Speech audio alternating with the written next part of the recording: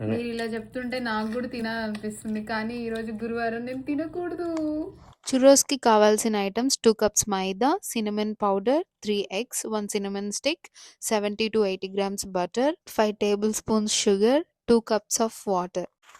అసలు ఈ చుర్రో స్టోరీ ఏంటంటే అది ఇక్కడ కాదు, స్పెయిన్లో స్టార్ట్ అయింది.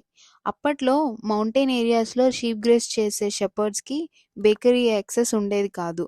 సో సింపుల్గా వాళ్ళు డోని ఆయిల్లో ఫ్రై చేసి ఈజీ స్నాక్గా తయారు చేశారంట. ఆ తర్వాత అది స్పెయిన్ నుంచి మెక్సికో దాకా వెళ్ళింది. ఇంకా అక్కడ వాళ్ళు ఊరుకుంటారా, వాళ్ళు కూడా షుగర్, సినమన్ ఎక్స్ట్రాగా ఇవి యాడ్ చేసి దాన్ని ఇంకా టేస్టీగా మార్చారు. అలాగే ఆ చుర్రోస్ని చాక్లెట్ డిప్లో కూడా నంచుకొని తింటారు. ఇది కూడా అక్కడే పాపులర్ అయిందంట.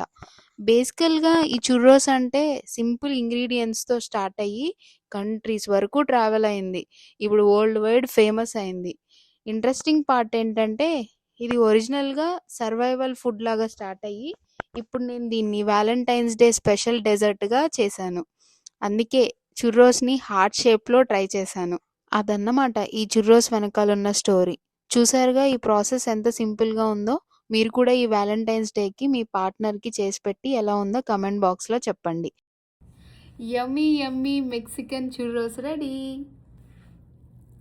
అదిరిపోయింది, మామూలుగా లేదు. మామూలుగా లేవు, అచ్చం మనం షాప్స్లో ఎట్లా తింటామో సేమ్ యాజ్ ఇట్ ఈజ్ ఉన్నాయి.